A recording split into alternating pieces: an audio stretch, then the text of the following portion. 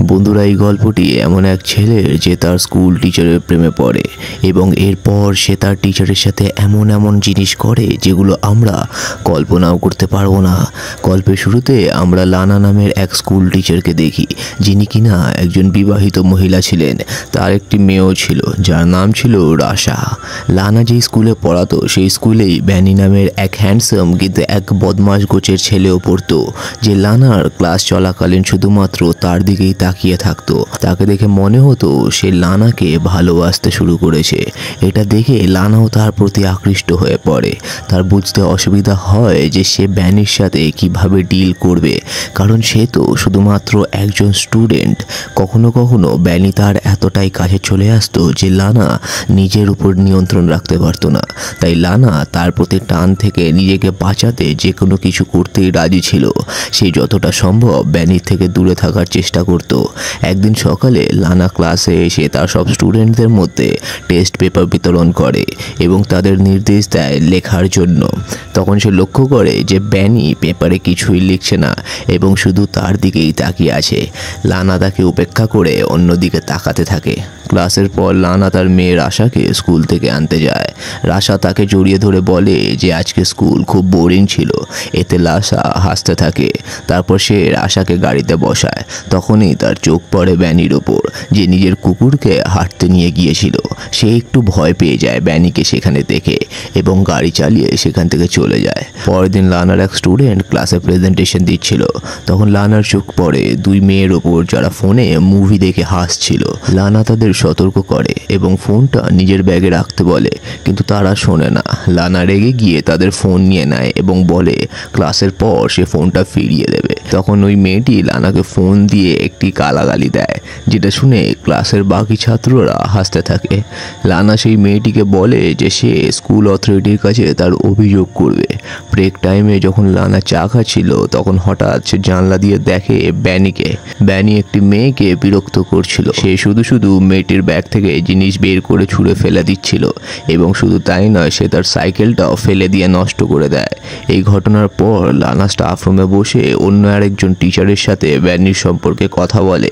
সে তাকে জানায় যে ব্যানি তার সম্পর্কে কি কি ভাবছে এবং সে ব্যানিকে কিভাবে হ্যান্ডেল করবে। আসলে লানা সেই টিচারের থেকে মতামত জানতে চেয়েছিল, কিন্তু ওই টিচার পুরোপুরি কনফিউজ হয়ে যায় এবং বুঝতে পারে না যে সে কি বলবে। তখন সে লানাকে বলে যে তার চিন্তা করার কোনো দরকার নেই, সবকিছু এমনি ঠিক হয়ে যাবে। পরের দিন ক্লাসের পর লানা ব্যানিকে বলে যে সে তার সঙ্গে কিছু কথা বলতে চায়। সে ব্যানিকে একটা ফাঁকা ক্লাসরুমে নিয়ে যায় আর বসতে বলে। তারপর তার খোঁজ খবর নেওয়া শুরু করে। সে তাকে জিজ্ঞাসা করে স্কুলে তার ভালো লাগছে কিনা। তার কোনো উত্তর না দিয়ে উল্টে ব্যানি লানাকে জিজ্ঞাসা করে সে আসলে তার থেকে কি চায়। লানা তাকে বলে যে সে তার জন্য চিন্তা করে এবং এটাও বলে যে তার ক্লাসের মেয়েদের সঙ্গে অভদ্র ব্যবহার করা উচিত হয়নি। তারপর তাকে বোঝাতে গিয়ে সে তার হাঁটুতে হাত রেখে বলে যদি কোনো সাহায্যের দরকার হয় তাহলে ব্যানি যেন তাকে জানায়। কিন্তু ব্যানি তার হাতের দিকে তাকিয়ে হেসে ফেলে। তখন লানা তাড়াতাড়ি নিজের হাত সরিয়ে নেয়। ব্যানি বলে তার মনে হয় না যে লানা তাকে সত্যি সাহায্য করতে চায়। লানা বলে সে তার ভবিষ্যতের জন্য চিন্তা করছে, কারণ গত টেস্টে সে ফেল করেছিল। লানার কথা শুনে ব্যানি হেসে ফেলে আর বলে অপ্রয়োজনীয় কথা বলার বদলে লানা যেন সরাসরি বলে যে সে তার থেকে কি চায়। লানা কোনো উত্তর খুঁজে না পেয়ে মিটিং আছে বলে সেখান থেকে চলে যায়, কিন্তু যাওয়ার আগে সে ব্যানিকে বলে যে সে যা বলেছে সেই বিষয়ে যেন সে ভালোভাবে চিন্তা করে। পরের দিন সকালে দৌড়ানোর পর সে নিঃশ্বাস নিতে একটি হ্রদের ধারে থেমে যায়। সিন শিফট হয় আর ক্লাসের পরে দেখা যায় যে ব্যানির ব্যাগ মাটিতে পড়েছিল। লানা চারপাশে তাকায় যে কেউ তাকে দেখছে কিনা। তারপর ব্যাগ থেকে ব্যানির সোয়েটার পার করে সে শুকতে থাকে আর তারপর সোয়েটারটিকে আবার ব্যাগের ভেতর রেখে দেয়। তারপর দরজা খোলার শব্দ শুনে লানা ওয়াশরুমে চলে যায় আর সেখানে কল থেকে জল খেতে থাকে। এরপর যখন সে উঠে দাঁড়ায় সামনে ব্যানিকে দেখে ঘাবড়ে যায়। ব্যানি লানার বুকে হাত রাখে আর লানা সেটি সরিয়ে দেয়, কিন্তু ব্যানি হেসে আবার নিজের হাত লানার বুকে রাখে আর এবার সামনে এগিয়ে তার গলায় চুমু খায়। এবার দুজন দুজনকে কিস করতে যাচ্ছিল, কিন্তু হঠাৎ লানার হুঁশ ফিরে আসে এবং সে ব্যানিকে ধাক্কা ধাক্কা দিয়ে সরিয়ে দেয় আর বলে যে তাদের মধ্যে আর কখনো এসব হওয়া উচিত নয়। আর ব্যানিকে হুমকিও দেয় যে সে চাইলেই ব্যানিকে স্কুল থেকে বের করে দিতে পারে। সে ব্যানিকে বলে যে সে আগুনের সাথে খেলছে। আর ঠিক তখনই যখন সে চলে যাওয়ার জন্য ঘুরে, ব্যানি বলে যে তুমিও এসব করতে চাও, কিন্তু লানা বলে যে সে তার কোনো স্টুডেন্টের সঙ্গে প্রেম করতে পারবে না। পরের দিন স্কুলের হলে ব্যানি লানাকে বলে যে সে ক্লাসের পর তার সাথে দেখা করতে চায়, কিন্তু লানা দেখা করতে অস্বীকার করে। কথা বলতে বলতে তারা সিঁড়ির দিকে এগিয়ে যায়। লানা বলে তাদের মধ্যে যা কিছু হয়েছে তার জন্য সে লজ্জিত। সে ব্যানিকে বলে যে সে যেন লানাকে তার মন থেকে মুছে দেয়।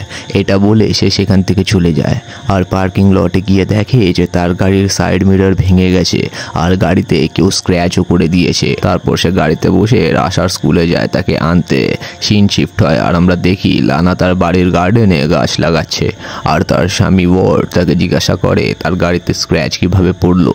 তখন লানা বলে যে একটি ল্যাম্প পোস্টের সঙ্গে গাড়ি ঠেকে গিয়েছিল। ওয়ার্ড তাকে বলে যে ল্যাম্প পোস্টে ঠেকলে এমন স্ক্র্যাচ হয় কিভাবে। লানা উত্তর দেয় যে কখনো কখনো এমনটা হয়ে যায়। ওয়ার্ড আর কোনো কথা না বলে তাকে বলে যে তোমার চা ঠান্ডা হয়ে যাচ্ছে আর সেখান থেকে সে চলে যায়। পরের দিন লানা ক্লাসে তার স্টুডেন্টদের ইন্টার্নশিপের জন্য একটি লেটার লিখতে বলে আর সবার থেকে জিজ্ঞাসা করে কারোর কোনো প্রশ্ন আছে কিনা। এই কথা শুনে ব্যানি হাত তুলে প্রশ্ন করে তুমি কি স্কুল ছেড়ে দেবে, কারণ সে লানাকে হেডমিস্ট্রেসের রুমে যেতে দেখেছিল। তার কথা শুনে পুরো ক্লাস হাসতে থাকে। তখন লানা বলে যে সে ব্যানির রিপোর্ট হেডমিস্ট্রেসকে করবে। এই কথায় ব্যানি বলে লানা তো হেডমিস্ট্রেসেরই চামচা।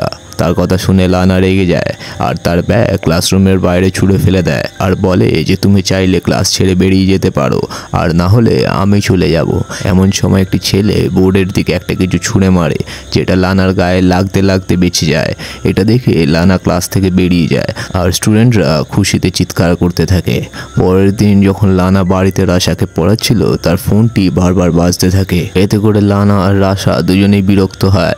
লানা ফোনটি তোলে কিন্তু ওপাশ থেকে কেউ কোনো কথা বলে না। পরের দিন সে যখন স্কুলে যায় তখন দেখে যে ব্যানি সময়ের আগেই ক্লাসে এসে বসে আছে। এতে লানা ভয় পেয়ে যায় আর স্কুলের রিসেপশনিস্টের কাছে গিয়ে বলে তার শরীর ভালো লাগছে না আর সে বাড়ি চলে যায়। রাতে ডিনার বানাতে বানাতে তার হাজব্যান্ড থেকে জিজ্ঞাসা করে তার দিন কেমন গেল। তখন লানা তাকে মিথ্যা কথা বলে যে সে পুরো দিন স্কুলে পড়িয়েছে আর স্টুডেন্টদের এক্সাম পেপারও চেক করেছে। পরের দিন লানা রাশাকে স্কুলে ছেড়ে দিয়ে আর কাজে যায় না, বরং সে একটি নদীর ধারে গিয়ে একা কিছুটা সময় কাটায়। আর এরপর সে একটি মিউজিয়ামে যায় আর সেখানে কিছুক্ষণ বিভিন্ন রকমের ছবি দেখতে থাকে। হঠাৎ তার চোখ পড়ে ব্যানির ওপর। ওখানে ব্যানিকে দেখে লানা আতঙ্কিত হয়ে পড়ে আর তাড়াতাড়ি বেরিয়ে যাওয়ার চেষ্টা করে, কিন্তু লিফটে ব্যানি চলে আসে। ব্যানি লানাকে বলে যে সে তাকে মিস করছিল, তাই সে স্কুলে না গিয়ে তার পিছনে এসছে। তারপর ব্যানি লানার মুখে হাত দিতে চায়। লানাও নিজেকে কন্ট্রোল করতে না পেরে দুবার ব্যানিকে চুমু খেতে যায়, কিন্তু ব্যানি তাকে থামিয়ে দেয় আর নিজের আঙুল দিয়ে তার শরীরে ছোঁয়া দিতে শুরু করে। সেই রাতে লানা বারবার দুঃস্বপ্ন দেখে যে তার পরিবার তাকে ছেড়ে চলে গেছে। এই স্বপ্ন দেখে তার ঘুম ভেঙে যায়। পরদিন সে চুপচাপ স্কুলের অ্যাডমিনিস্ট্রেটরের অফিসে ঢুকে সেখান থেকে এক্সাম পেপার চুরি করে আনে। আর যখন সব স্টুডেন্টরা লাঞ্চ করতে ক্যাফেটেরিয়াতে যায় তখন ব্যানিকে ফাঁসাতে সে পেপারগুলো ব্যানির কোটের পকেটে ঢুকিয়ে দেয়। পরের দিন লানা ব্রেক রুমে বসেছিল আর অন্য টিচারদের সঙ্গে কথা বলছিল। তখন দেখে যে কিছু সিকিউরিটি গার্ড ব্যানিকে ধরে নিয়ে যাচ্ছে। এক্সাম পেপার চুরির অভিযোগে ব্যানিকে স্কুল থেকে বের করে দেওয়া হয়। ব্যানি চলে যাওয়ার পর লানা তাকে মিস করতে শুরু করে আর তার সঙ্গে কাটানো মুহূর্তগুলো মনে করতে থাকে। একদিন লানা আর রাশা এক বইয়ের দোকানে যায়। রাশা তার বন্ধুর জন্য গিফট কিনতে গিয়েছিল, কিন্তু সেখানে গিয়ে রাশা নিজের জন্য একটি খেলনা কেনার বায়না করতে থাকে, কিন্তু লানা তাকে মানা করে দেয়। এর কিছুক্ষণ পর হঠাৎ রাশা হারিয়ে যায়। লানা তাকে খুঁজতে শুরু করে আর 45 মিনিট খোঁজার পরও যখন সে তাকে খুঁজে পায় না তখন লানা সিকিউরিটির কাছে গিয়ে বলে তারা যেন তাকে সিসিটিভি ফুটেজ দেখায়। ফুটেজে দেখা যায় যে ব্যানি তাদের পিছু করছিল।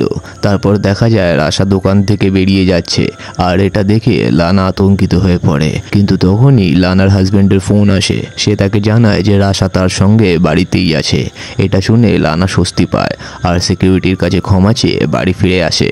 সেই রাতে যখন তার পরিবার ঘুমাচ্ছিল, লানা বারবার দরজায় কারোর ঠকঠক করার আওয়াজ শুনতে পায়, যেটা আসলে তার কল্পনা ছিল। সে বাইরে গিয়ে চেঁচিয়ে ওঠে, তখন সেই শব্দও থেমে যায়। তারপর সে দরজাটা লক করে ভাবতে থাকে যে সে ব্যানির সঙ্গে ইন্টিমেট হচ্ছে। সারা রাত এভাবেই কেটে যায়, আর সকালে তার হাজব্যান্ড উঠে যাওয়ার আওয়াজে তার কল্পনাও ভেঙে যায়। লানার হাজব্যান্ড এবার লানাকে জড়িয়ে ধরে, তারপর লানা গাড়ি চালিয়ে ব্যানির বাড়ি পৌঁছায়। সে কিছুটা দূরে নিজের গাড়ি পার্ক করে আর ব্যানির জন্য অপেক্ষা করতে থাকে। যখন ব্যানি স্কুটারে চড়ে বেরোয়, লানা তার পিছনে গাড়ি নিয়ে ধাওয়া করে। ধাওয়া করতে করতে তারা একটি নির্জন জায়গায় পৌঁছায়, আর সেখানে লানা গাড়ির গতি বাড়িয়ে ব্যানির স্কুটারে ধাক্কা মারে, যাতে ব্যানি স্কুটার থেকে পড়ে মরে যায়। তারপর সে গাড়িটিকে দাঁড় করায় এবং কিছুক্ষণ পর গাড়ি থেকে নেমে এটা দেখতে চায় যে ব্যানি বেঁচে আছে কিনা। আর এখান থেকে বোঝা যায় যে ব্যানির হাত থেকে মুক্তি পেতে সে কত দূর যেতে পারে, এমনকি তার জীবন পর্যন্ত সে নিয়ে নিতে পারে। আর এখানেই সিনেমাটি শেষ হয়ে যায়। বন্ধুরা, যদি ভিডিওটি আপনার ভালো লেগে থাকে তো অবশ্যই আমাদের চ্যানেলটিকে সাবস্ক্রাইব করবেন এবং ভিডিওটিতে একটি লাইক অবশ্যই দিয়ে যাবেন।